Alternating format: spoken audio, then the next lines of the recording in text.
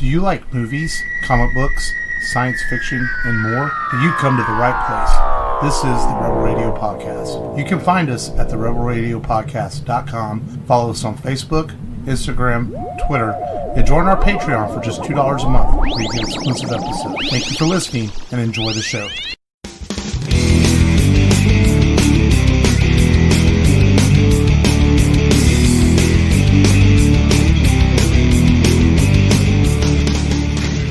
Welcome to a new episode of the Rebel Radio Podcast.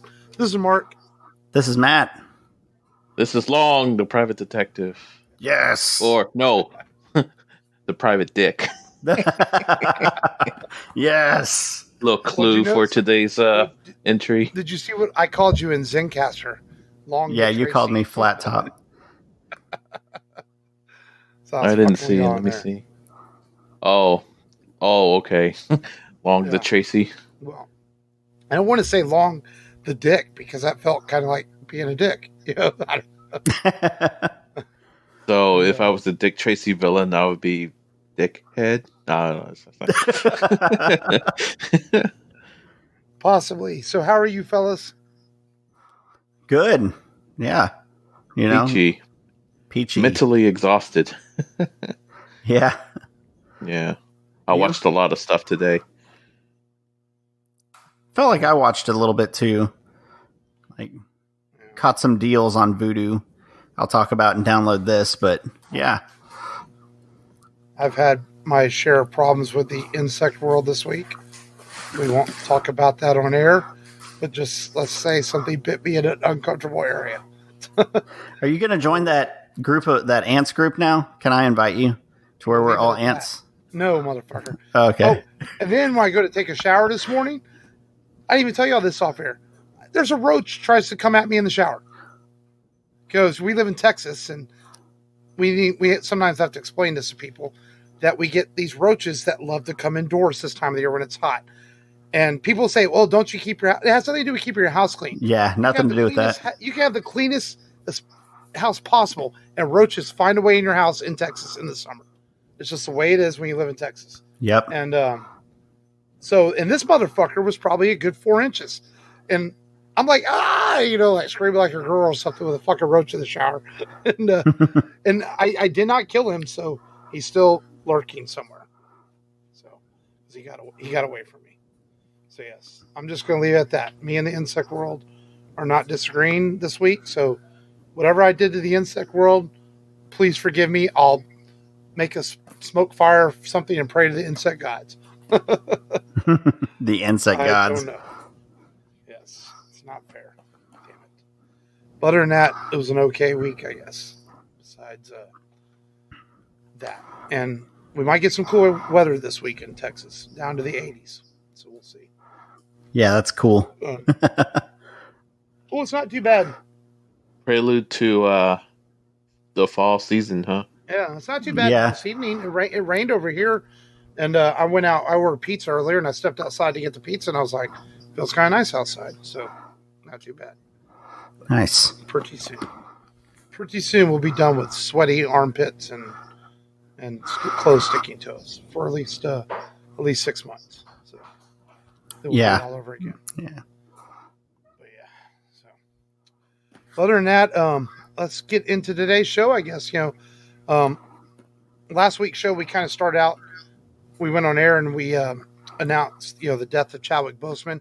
So it was a little bit different last week starting the show, but we're going to pay our respects to him later in the show. A little tribute to him with our top 5 this week and talk a little bit about that as the world remembers him. So I just didn't want to start the show and people think we're glossing over that in case they didn't listen to last week's episode because we did touch on it last week. It was just kind of, we weren't sure how to take it all in as it happened literally as we were going on air. But we definitely are going to talk about him some today. For now, let's get into Bless You Long and get into Download This, where we tell people what we streamed, watched, played this week. Whoever wants to go first. I'll go. There were some cool weekend deals on Vudu. So I know I told you I bought 42. Also I bought something else, but I can't remember. about a couple things. But I watched 42, and I can't believe I hadn't watched it, all this time. It's a great movie. Very good movie. Harrison's great in it. Saw it today. Chadwick's great in it. You watched it? Yeah, just today. Yeah, a few hours ago. Nice. It's kind of funny. We all three watched it today. Yeah. Because I came home from football practice this morning, and I've seen it before, but I wanted to watch it again, so I watched it today. But go on, Matt. Yeah, and then on HBO Max, I watched Get On Up. Went ahead and watched that. The Jackie Brown, James Brown story. Sorry, Jackie Brown's the Quentin Tarantino movie, but that was good. I felt like it was solid. The origin story and how he came to be. Dan Aykroyd is his manager, and he kind of alienates everybody around him in that film towards the end. But he had a hard life growing up, and it was a good story. I think Selena is still a better film based off of a singer, but maybe that's because I'm impartial. I grew up with Selena playing in the house all the time. I still haven't. I still haven't. I wanted to watch it this week, and then I had Jake finish watching the Back to the Future trilogy. So we watched Back to the Future 2 and 3, and he's just like me whenever I was a kid. He loves number 3 because of the Western stuff. He knows who Clint Eastwood is, so whenever he shows up in the Old West and he's like, the name's Eastwood, Clint Eastwood. he just thought that was hilarious. What stupid name is that? Yeah. and what else did I watch? Oh, I watched Hellraiser. And I watched Game of Death. And that's about it. Yeah. Yep. Cool. Well, as you all both know, last week I bought the $100 Blu-ray set for the Ring Cycle opera saga. Mm-hmm. And I saw the first two parts of it that weekend. And one of them, well, I put a text about it, but I didn't realize that the art form itself could be so emotionally sweeping and dramatic. It's powerful. Yeah, it's powerful. The difficulty of performing in an opera, I was just like, wow. My hat's off to these people. Many instruments in sync, in tune. It's singing and acting. Yeah, and it's yeah, I can't imagine that, but it seems like I finished watching the final 2 parts of it on Wednesday and this morning. So the last one is called Götterdämmerung.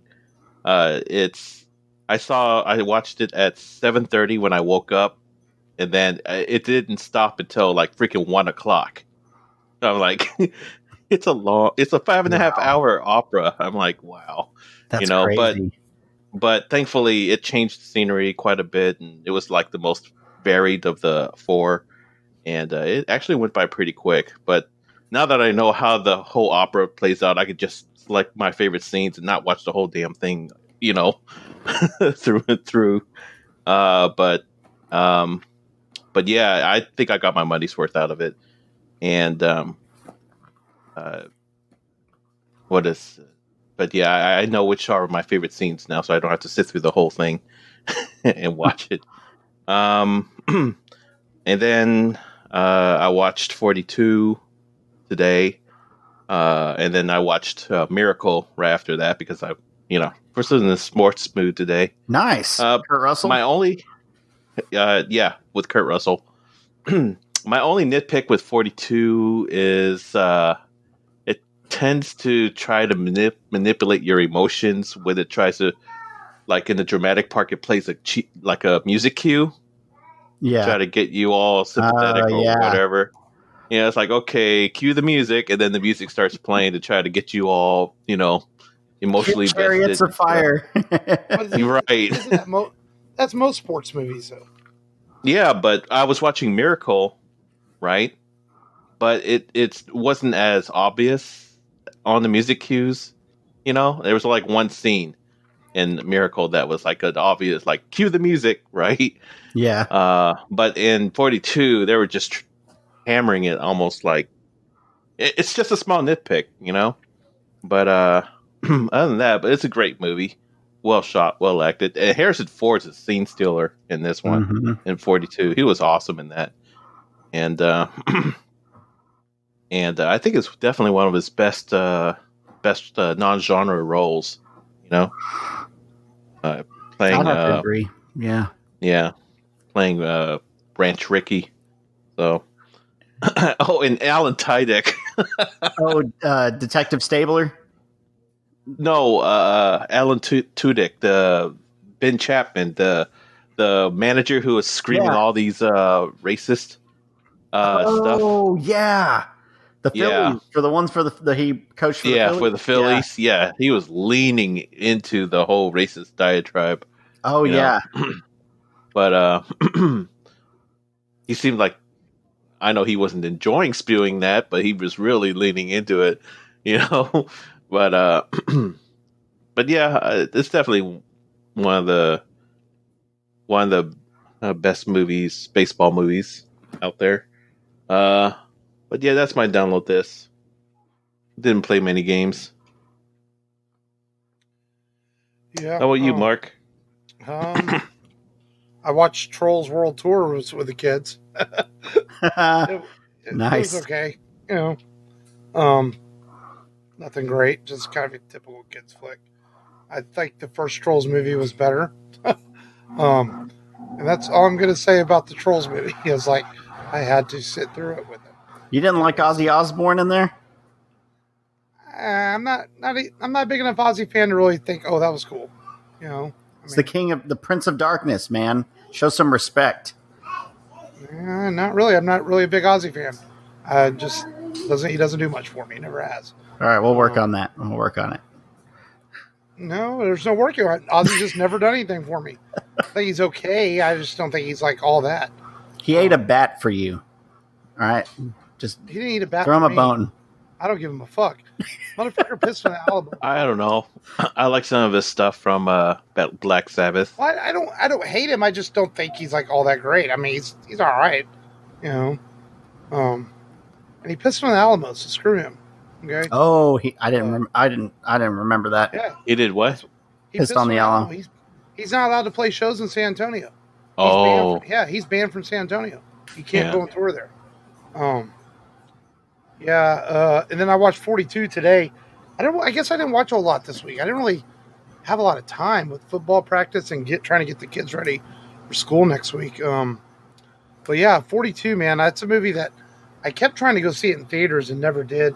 And when it came out, I actually bought 42 without even seeing it because I'm a big fan of Jackie Robinson and baseball. And first time I watched it, I really liked the movie. And I think, like you said, Harrison Ford's really good in it. I think that my nitpick with the movie might be that, yeah, it's about Jackie Robinson, but they kind of glossed over some of the other players a bit much and focused more on Pee Wee Reese. When really some of the story, the players, they respected Branch Rickey a lot. And there wasn't quite as much racism in the Dodgers organization as the movie might have portrayed it to be. There was some, the guy who got traded, that actually really did happen because he just would not come over to the side of, playing with a black ball player. But, wow. And unfortunately that's the time, but Alvin Tudyk's character, that's how Ben Chapman really was. He was a very racist coach and he paid with his job the next season. The Phillies realized that the world was changing and the league was changing. So he lost his job after the 1948 season because they couldn't have a coach like that, But a really well done film. Like you said, well shot, really well acted. I think I saw Chadwick Boseman in that before I ever saw him in a Marvel film, of course. So when he was cast as Black Panther, I knew that he was going to be good. And we're going to talk more about him later on the show, of course. But that's about all I really watched this week. Not a whole lot. Kind of a little bit. I wanted to start The Boys season 2 last night, but because of my insect issues I've had going on, I was pretty tired last night, so I went to bed instead of trying to stay up and watch anything. So, and maybe I'll get an episode done tonight after we record of The Boys season 2. So let's see. That's about it. So, cool, man. super exciting download this for everybody this week. So, and well, let's get into today's movie, which was actually I've only seen this film maybe one other time, and it was kind of fun watching it again because I actually kind of really enjoyed this movie, and that is a 1990s Dick Tracy, based on the comic strip character of the same name that's been around since 1930s, I would imagine, maybe sooner. Long time character. And this movie came out right after the Batman craze of '89. So much, in fact, that Warren Beatty, who produced this and directed it and starred in it, hired Danny Elfman to make the music for it because he wanted the music to sound like that really good Batman stuff he did. And Elfman did the movie, but also said that Warren Beatty was insane, which seemed to be an ongoing theme behind the scenes of this film. Yeah. Who wants to summarize this movie before we get any further? I'll summarize it. Yeah. Basically, the movie is about primary colored detective, primary colored world of red, yellow, and blues. Well, it's like a comic strip come to life. Yeah. I think it's even more colorful than the comic strip. Great production design. But anyways, the movie's about Dick Tracy and his exploits as a police department detective and his getting to know a young orphan child who's linked with the local crime boss named Big Boy Caprice, who witnesses a murder of another crime boss. But basically, it's Dick Tracy going after a crime boss who's on the rise, played by Al Pacino, and Big Boy Caprice is taking over the city. And throughout the movie, you're seeing kind of like this whole elaborate one-upsmanship between Big Boy and Dick Tracy, and it all culminates to a kind of a weird climax. Where Big Boy is framed for something he didn't do, which is kidnapping Tracy's girlfriend. And even though Tracy himself got framed by Big Boy earlier in the movie as well. So, but yeah, that's basically the whole gist of the movie. It's kind of hard to describe. It's essentially kind of all over the place. Dick Tracy trying to bring down Big Boy from taking over the city, essentially, in a nutshell. But there are other things. With a bunch of small, awkward scenes in the diner between him and his girlfriend. Yeah. But somehow it all comes together and somewhat makes sense. A bunch of really odd characters in this movie that don't make sense. They're all a lot of makeup effects and weird looks to these actors. We have Dustin Hoffman in there, almost unrecognizable. Heck, it's hard to recognize Al Pacino if it wasn't for his voice. And there's no explanation for it. And that's the one thing with this movie I felt like, even I remember when it came out in 1990, I felt like it asked its audience to really know about Dick Tracy. But it's filmed like really a third installment. Yeah, it's filmed like a second sequel. Right. It's like everyone knows who everyone is. Yeah. No one knew who Dick Tracy was. And I think that's why essentially when this movie hit the box office, it appealed to older audiences that at the time, Matt, you were only a few years old. Me and Long were maybe 10, 11, 12 years old. So this appealed to audiences in their 40s and 50s. He probably even older than our parents, really. They went to see this because they knew who Dick Tracy was. The rest of the world didn't really. But the movie treats you like you're supposed to know who these characters are. And you don't. They're just sort of all introduced to you. Dick Tracy's pretty easy to figure out. But all these bizarre characters like Flat Top and Mumbles and 88 eyes and all this stuff. It's like, you want to know where they came from. They just sort of show up scene by scene. And part of the problem is that Warren Beatty wasn't sure he'd get a sequel. So he tried to put as many characters as possible as he could in this movie. And it's almost too much at sometimes. Yeah.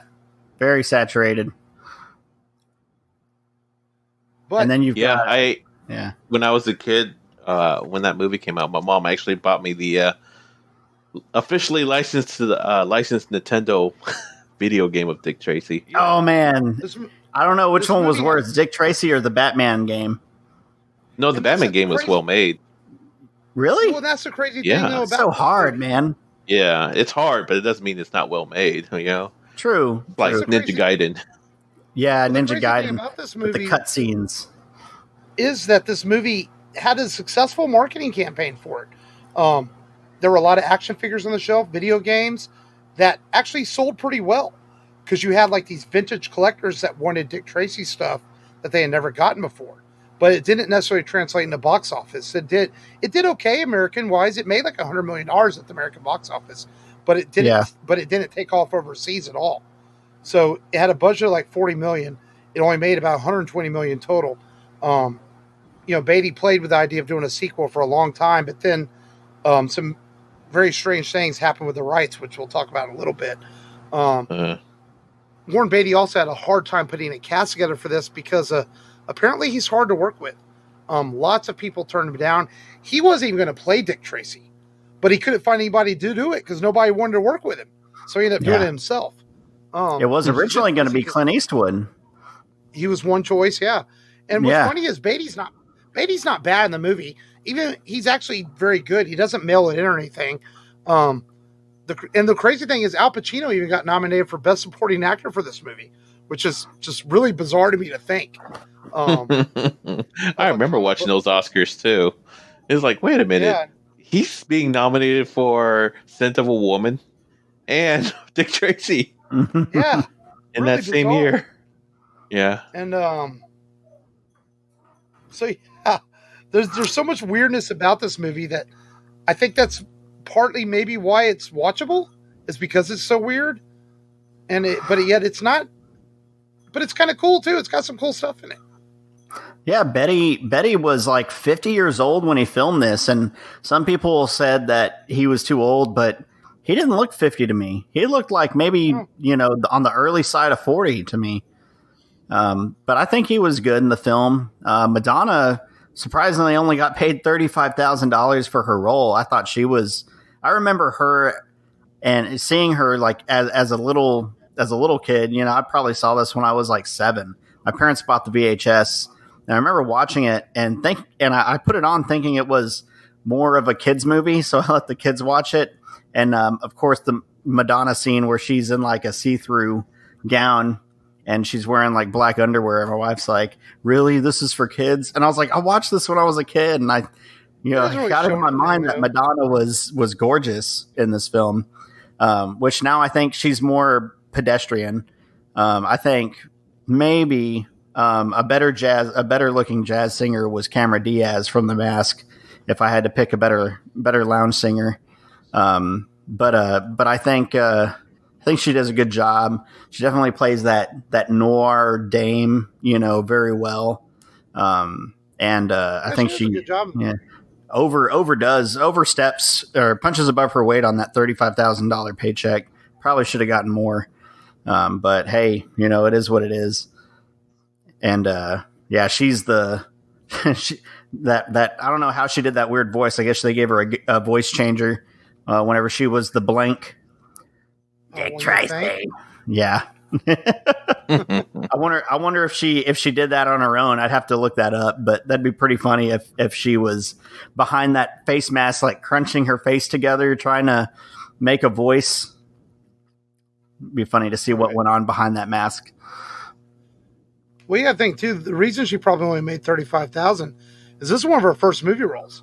At that time, she had made tons of money off of her music and all that. So she probably felt that, hey, if I want to break into Hollywood, I'm not going to ask for the bank or anything. And her and Warren Beatty were friends. So, she might have done it as a favor to him too and took less money. She did The League of Their Own, didn't she? Yeah.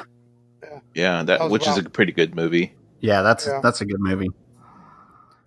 And all those songs were original, and she performed sooner or later at the Oscars.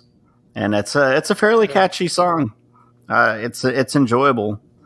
Soundtrack is good. No, this movie has a really good cast. I mean, you have William Forsythe in there as playing Flat Top. Dustin Hoffman, like I mentioned earlier, almost unrecognizable as Mumbles.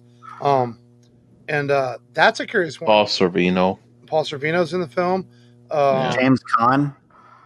Yeah. Barely recognize him in the movie, too. Yeah. Mandy Patinkin. Yeah. Yeah, no, it's a good cast. The guy, even the kid who plays Dick Van Dyke. He went on. Dick Van Dyke appears in the movie as police commissioner.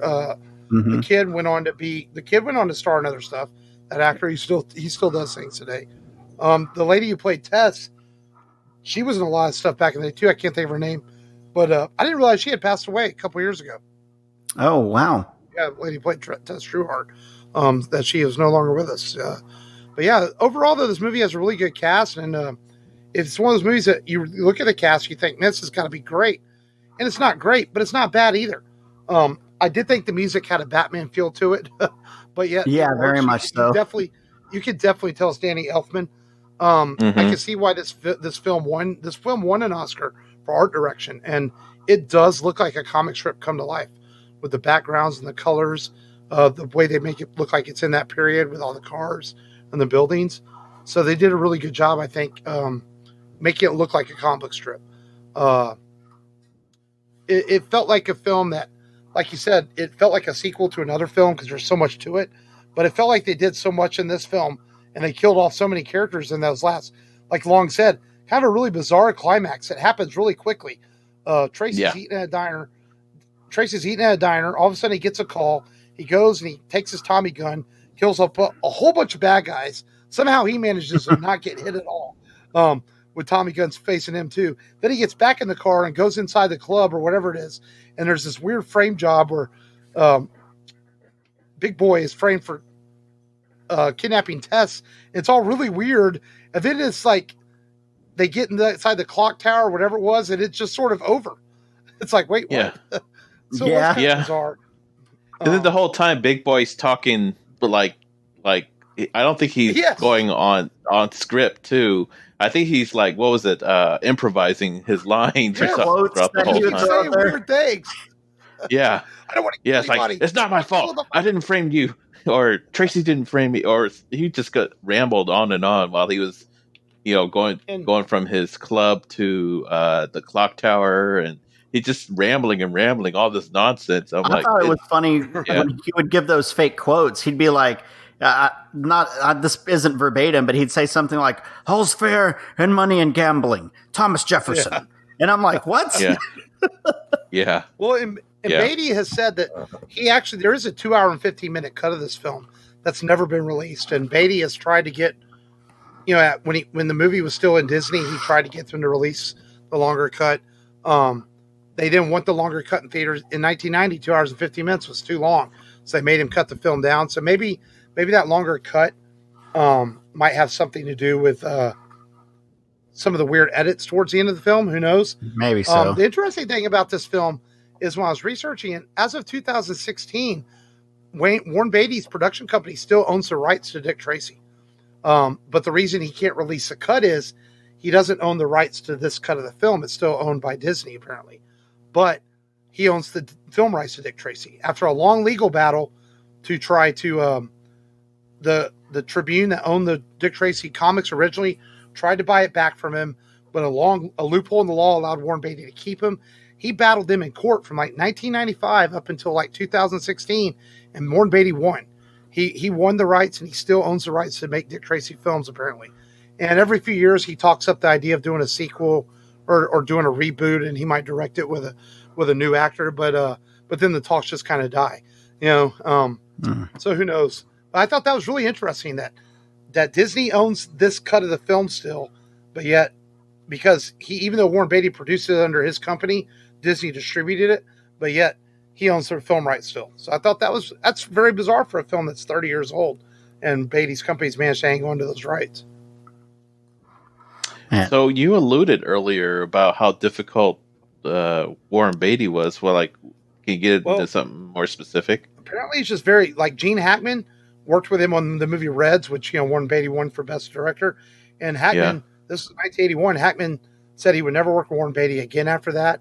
Danny Elfman said that he was insane to work with, that he wanted the music a certain way and all this stuff, and that he would just not take no for an answer, and he would just act nuts. There's been reports of other actors in his control on set and things like that, and apparently he is not a very friendly person to work with, from what they say. So must be the cocaine or something. Maybe they tried to get Ronald Reagan to come out of acting retirement and play a villain.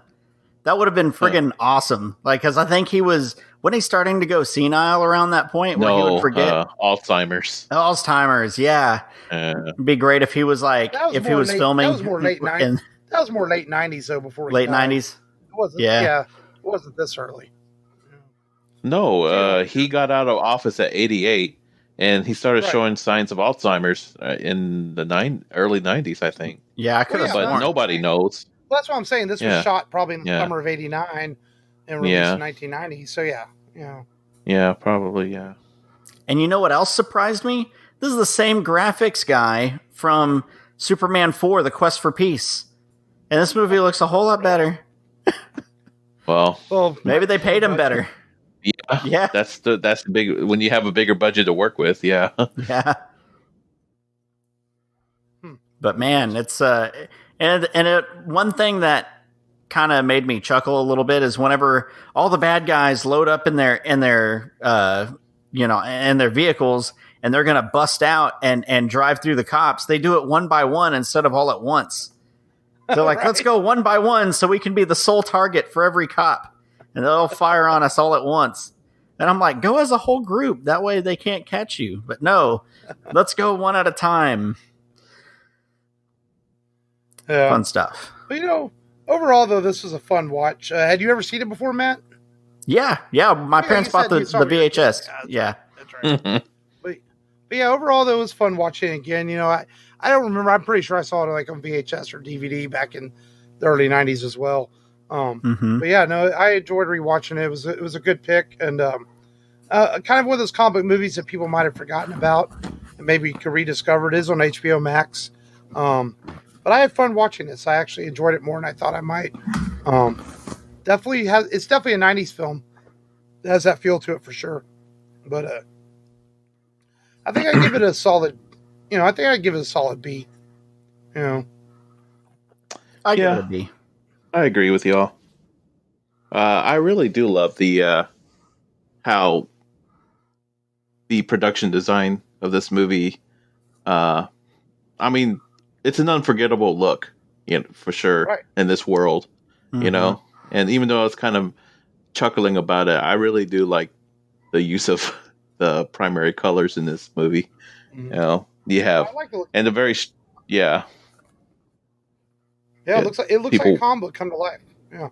Yeah, people wearing all reds or all blues or all, kind of cool. Yeah.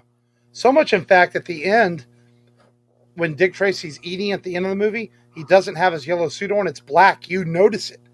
I wonder if they did that on purpose. Yeah.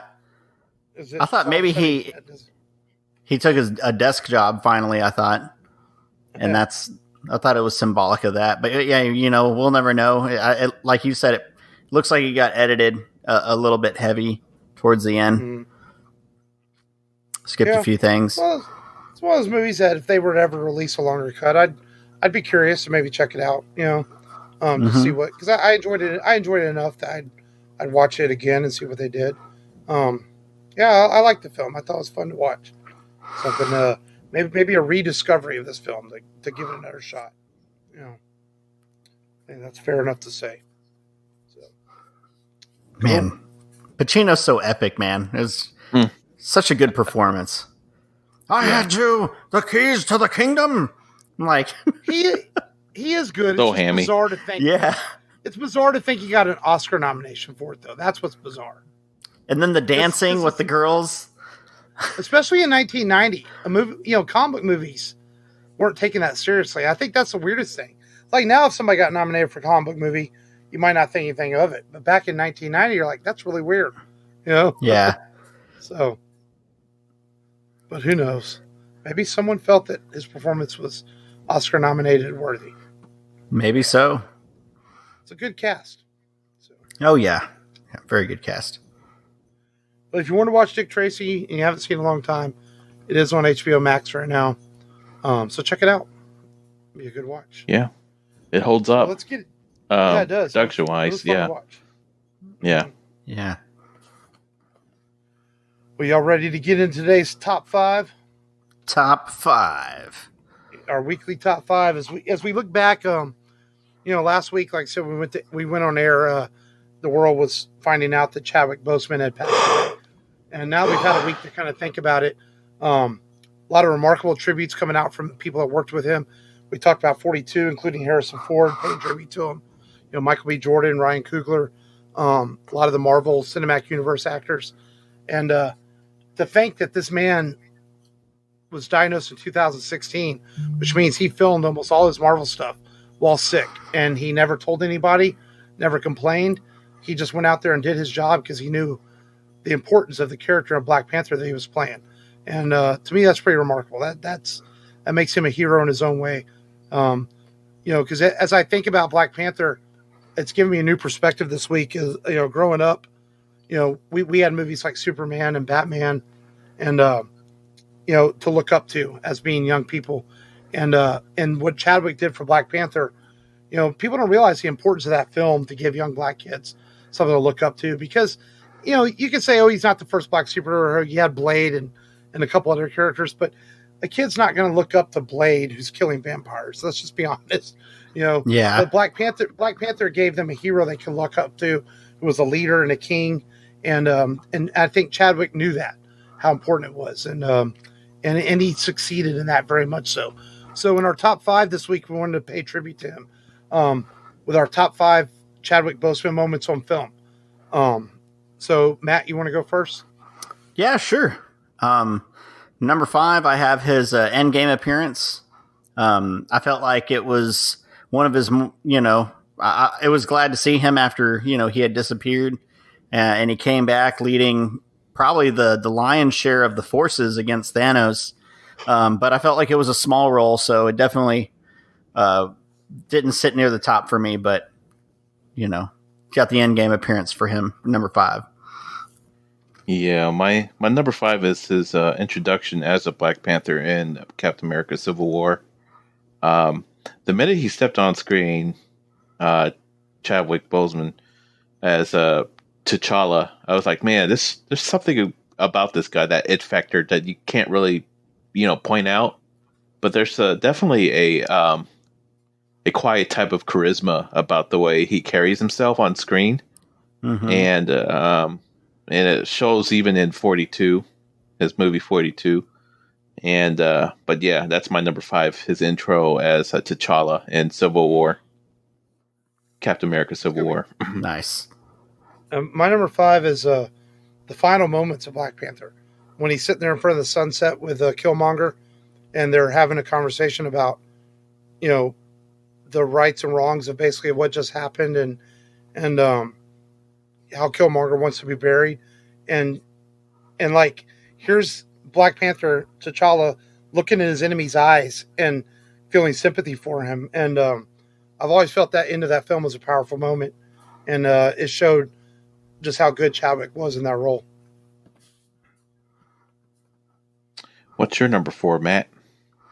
I would say towards the end of Get On Up, whenever he's, if you haven't seen the movie, he's made like a lot of mistakes. He kind of let his hype get to his head, and he pushed away everything and everybody that ever meant anything to him or cared about him, because he was so full of himself. And he invites these people that he had pushed away that were very close to him, much like a brother and sister to him, and he invites them to one of his shows, and it's a very emotional performance by him, and he's just really good in that film. Really good scene, really good portrayal of James Brown. I only knew James Brown from get up off of that thing. I just remember Is it that. streaming But anywhere? it is. It's on HBO Max. So Okay. if you haven't seen it, get on up. It's good. I enjoyed it. Yeah, I wanted to see it. I just never had a chance to. Yeah. So that's my number four. My number four is this traffic chase scene in Civil War. I thought that was that was good. one of the most edge of your seat action sequences where Captain America and Black Panther were racing each other. Was it racing? Not racing, but chasing after was it Winter Soldier? Yeah. Yeah.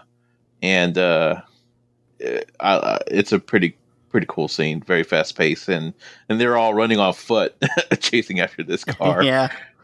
Which is pretty cool. But yeah, that's my number four, the traffic chase scene in Civil War.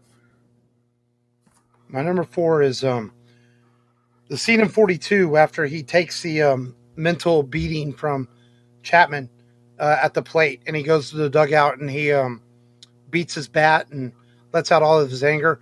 It just shows how good of an actor Chadwick was, and of course Branch Rickey comes in there and consoles him a bit and assures him that he can fight these odds against him as being the first major league player in baseball, the first black player, and just a really powerful scene.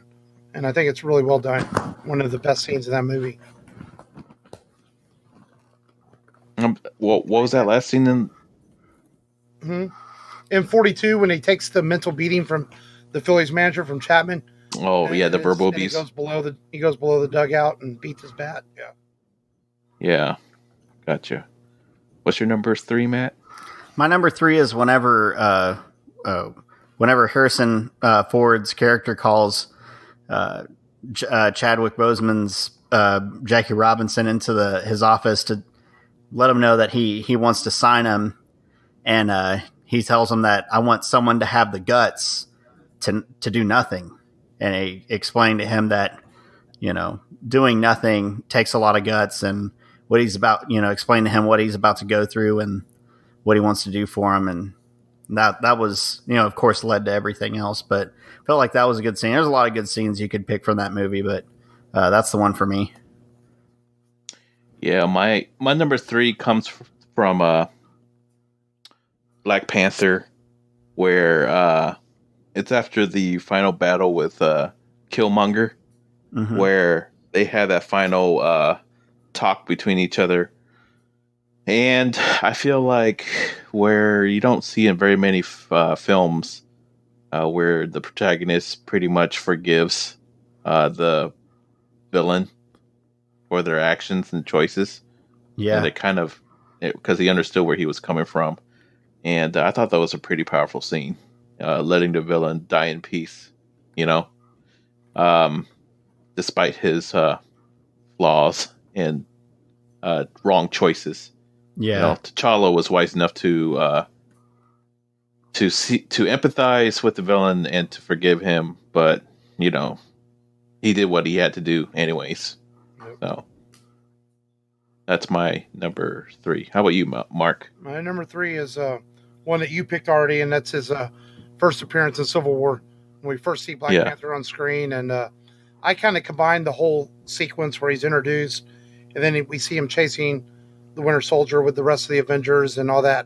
That whole scene was just awesome. I remember everyone was super excited about the Spider-Man scene in Civil War, but I really liked the Black Panther scene. I was like, man, this is so awesome, and that was one of my favorite moments of that movie.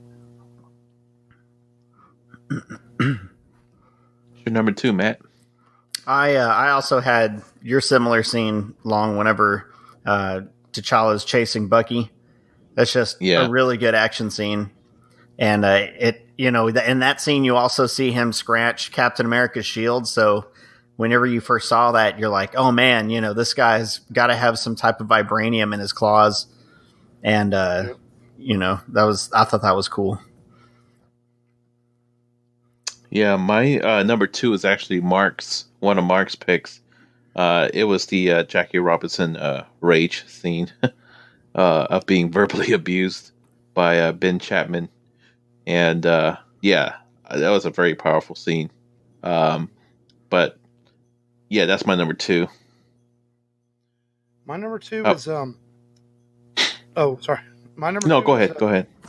is a little surprised that Matt didn't have this one higher on the list, and he had it at number 5. But me, the to your left, Captain scene where you hear Falcon and T'Challa and everybody come through the portal. To me, that's just one of the most amazing comic movies ever put on the screen.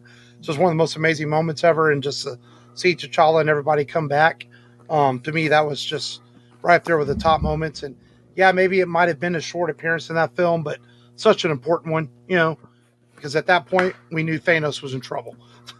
So I mean, that scene just gives you absolute chills, and it was amazingly done. Yep. So your number 1, Matt.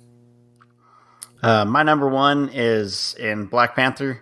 Whenever he takes what he learns about Killmonger and goes into the city, tries to, improve life for everyone that, is lower income over there. I felt like it was, just him becoming aware of, suffering around the world and him trying to do something about it with, not just his powers, but his resources. Yeah. For me, my number 1's kind of a cheat, but I'm just going to say it. Anything that Chadwick Boseman has done since 2016 to present, any kind of public appearance or any kind of movie that he released or shot during that time, it's my number 1 moment, because looking back on it now, it's just like, wow, he, shot this, in this time frame. And his speech about Ali, whenever he met Ali. Mm-hmm. Yeah. It's amazing. Well, hell, my number 1 feels kind of nuts. But no, at number 1, I pick that moment and when he first steps on the Major League Baseball field as a Major League Baseball player. Not when he goes into the minor leagues, but when Jackie Robinson first appears on April 15th, 1947, in a Brooklyn Dodgers uniform, and Chadwick takes the field as Jackie Robinson. At the moment, you kind of feel that he's embodied the spirit of the great Jackie Robinson, and it's such a historically important part of our history. People can say what they want about sports now, that they're overpaid or they're greedy or whatever, but at that time, after World War II, when the country is trying to reunite and we're moving forward from things, it's such a historically important moment, and they put it on film with grace and a lot of dignity to the character of Jackie Robinson, and just really well done, to have that moment put on the film. So I think that's my number 1. Yeah, but, that's solid. He's going to be missed, man. I'm not going to, I can get emotional watching movies, and there was a couple times rewatching 42 where some tears popped up because, it's like, it sucks, man. This guy was good, and but it was much respect to him for the fight he put in to make those movies he did while fighting that, and a true hero for people, I think, to look up to, and young kids should look up to a hero like T'Challa, and he could be the Superman of their generation, and good stuff that he gave us, and and we have those movies to live on in his memory. So, yeah, no, that's well said. All right, well, on that note, let's get into some news. Did you guys see the No Time to Die trailer? Yes. Man, if I could find like an early, I know theaters are kind of opening back up and people are still kind of nervous about going, but man, I got to go see James Bond in a theater. It's like, just for the stunts and stuff, and maybe by November, try to sneak into an early showing when it's not too crowded or something. Man, a really good trailer. Rami Malek's villain looks really crazy. Kind of old school Bond type villain with a little bit of an edge to him. So yeah, looks good. Yeah, after seeing that second trailer, I kind of get a sense of some of the old school classic Bond elements. Yes. Yeah, the machine guns from the headlights. Yeah, very the gadgets in the car are very old school Bond, you know? Yeah. Even there's a super villain type, you know, in Rami Malek. Yeah. Yeah. Yeah. Very much That's a a good super way to put villain. it. Yeah, I'm looking forward to that, man. I'm always like Bond films. Did you guys see the trailer for the CBS All Access's The Stand? Nuh-uh. I watched it. My thing with this is it's already been done as a TV miniseries, and the one we got is actually pretty good. I just feel like it just feels like rehashing to me. You know, I don't know why we can't get a theatrical version of The Stand. I know the book is like 3,000 pages long, but, you know, do part of the book and see what happens. You okay there? Yeah, I was weird sneeze there. Oh, yeah. You know, I thought you dropped something. I don't know. I was like, what did he drop? It's CBS All Access, so I guess if people want to watch it, they can watch it. Mandalorian Season 2 going to come out October 30th. So something to look forward to. No trailer yet. We'll probably get a trailer this week. Lucasfilm is usually pretty good about that. They announce a date or something, then we usually get the trailer shortly after. So something to look forward to there as we get live action version of Boba Fett and possibly Ahsoka when Season 2 hits. We'll see what we get. Sticking with Star Wars, do we want to talk about John Boyega? Or are we us? No. Yeah, we're all getting tired of just having to we're good. say something about something. The Batman got delayed. We talked about the trailer last week. That one sucked. Yeah, Robert Pattinson was tested positive for COVID. They're gonna shoot some stuff around him while he recovers. So it hasn't completely stopped production, but secondary units and stuff like that are gonna get. Is he okay? Yeah, from what he he doesn't seem to have any heavy symptoms or anything like that. Not quite asymptomatic, but not anything real serious either. They're saying so. That's good. So you know, it's I don't know. It's just we've talked about COVID a lot this year. It's the world we live in as Hollywood tries to get back to normal. So you know, we'll see. But that's really all I have in the news. It was a very short week. Unless there's anything you guys can think of that I didn't think of. Well, I've always thought that you guys heard about the whole thing with the Ray Fisher allegation towards the. Oh yeah. Yeah, and then like Warner Brothers has come out and said that they hired third-party investigators to be unbiased, and those investigators try to get contact with Ray Fisher, but he won't talk to them. Right. I'm like, okay. Yeah. All Ray Fisher to me feels like he's doing is going to push himself out of Hollywood. You know? Yeah. Because he's just no one else has come forward. Yeah. I mean, yeah. There were I think a couple of the Justice League actors did say that Whedon was a little hard to work with, but nothing abusive. You know what I mean? Just that he was, a little hard to work with. That was about it. Yeah. Nothing to say was abusive or anything. Yeah. You know, and there are some actors in the past, like from past movies, that defended Whedon. Yeah. Like Ben Affleck did kind of come out basically. He's probably the only one that said, I don't think I'd work with Whedon again. You know, he wasn't a fan of him, but nothing that serious, you know. So yeah, a little tired of hearing about it too. You know, so hey, he's just mad all his scenes got cut, I guess. But he'll have the Snyder cut out next year. You know, it's kind of funny. You know, I've always thought that Cyborg wasn't an interesting character to me at all, right? Well, and Justice League didn't help at all, nor did the Teen Titans stuff. But I started watching Doom Patrol, and their version of Cyborg is actually pretty cool. Right. Brendan Fraser? No. The Cyborg. They have their version of Cyborg in Doom Patrol. I've only seen the first season. Well, what season? Yeah. No, he appeared in the third episode, I think. Really? In the first season, yeah, he was the black actor who had his father in Doom Patrol. Remember? Who went? Who was the actual all I remember. hero. I remember the Blob Girl. I remember the dude that turns into a spark and just flies away. And I remember the girl that has like 15 personalities or something like that. Yeah. And that's, I Ray guess, Fisher's all I in really it. remember. Yeah. You're not Ray Fisher, but the a different actor playing Cyborg, isn't it? Well, and that's the thing. Cyborg always worked better as a Teen Titans character, or kind of an awkward superhero teen character than a Justice League character. So I don't know. Maybe he'll have more to do in the Justice League Snyder Cut. So we'll see. But before we get out of here, I guess next week is Matt's birthday. He's going to turn 13 finally. So he got to pick the movie, and he's going to make Long and I suffer through Roadhouse. Can I buy you guys a drink? Guess not. Patrick Swayze is Dalton. I thought you'd be bigger. Opinions vary. When he's around, anything can happen. How does a guy like you end up a bouncer? Just lucky, I guess. And usually does.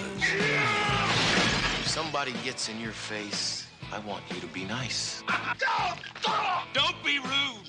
Ask him to walk, but be nice. Help this gentleman to the door. Until it's time to not be nice. So says the fighting philosopher. He may be hard to handle. I keep talking, you're gonna go off thinking I'm a nice guy. I know you're not a nice guy. But he's easy to like. What's the matter, Dalton? Don't you like women? The worst I ever had was wonderful. He's not what you'd expect. I thought you'd be bigger. But there's one thing you can count on. He's the best friend a good time ever had. You guys tired? Doc, I'll get all the sleep I need when I'm dead. This is my town. I'm not afraid of him. I guess you'll be having that fire sale now, all right? You got your hands full, kid. I just think I'm looking at a dead man. Patrick Swayze. For that line of work, I thought you'd be bigger. Gee, I've never heard that before. Roadhouse.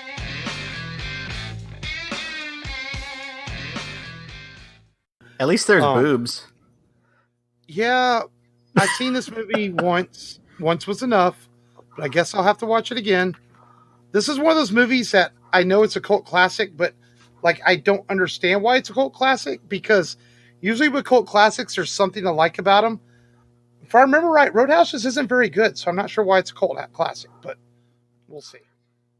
I think it's a cult classic because it's a guilty pleasure film. At least it's not Grease. I hate that fucking movie. Yeah, or Last Action Hero again.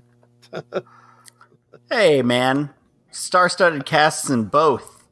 You got Sam Elliott, Patrick Swayze, and that's really all you need. I don't need either one, but yeah. But we will do it for Matt's birthday next week on the show. Couldn't have picked a Kurt Russell movie, Matt? No, maybe next year. Or Tu Wong Fu, at least. No, maybe. Hey, I would do Tu Wong Fu. With I'm joking on that.